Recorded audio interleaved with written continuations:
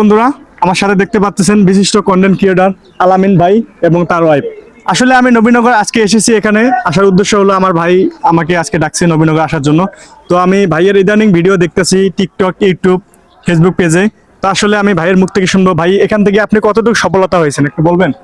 সফলতার মধ্যে এতটুকু যে মানুষের কাছ থেকে অগণিত ভালোবাসা পেয়েছি এবং মানুষের কাছে সুপরিচিতি লাভ করতে পেরেছি। হয়তোবা অনেকে এখান থেকে অর্থনৈতিকভাবে স্বাবলম্বী হয়েছেন অথবা অনেক ফ্যাসিলিটি পেয়েছেন। আমরা সেই পর্যায়ে না গেলেও তো মানুষের কাছ থেকে একটা ছোটখাটো পরিচিতি লাভ করতে পেরেছি। তো আশা করা যায় আমরা সামনে এগিয়ে যাব। যেই পদ্ধতিতে আমরা এগিয়ে যাচ্ছি এইভাবেই মানুষকে উপদেশ দিব যে আপনারাও অরিজিনাল কন্টেন্ট এবং অ্যাক্টিভ থাকার চেষ্টা করবেন সবসময়, যে কোনো ধরনের আপডেট আসুক না কেন।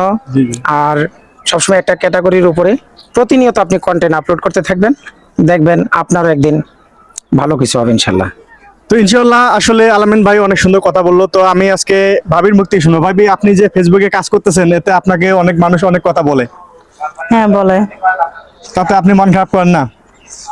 মাঝে মাঝে এমন কিছু কথা বলে সেটা মাঝে মাঝে মনটা খারাপ হয়, তখন মাঝে মাঝে আবার ভাবি এদের কথা যদি নিয়ে আমি মন খারাপ করে বসে থাকি তাহলে কাজ আমি করতে পারবো না। কিছুদিন আগে একটা লাইভে দেখলাম আপনার উড়া ধুরা খেপাইতেছে, ঠিক আছে? তা আমারও একটু কষ্ট লাগে, কারণ ভাই বেলাদার আমার কাছের লোকেরা এভাবে কমেন্ট করবো, আমি এটা মেনে নিতে পারি না, ঠিক আছে?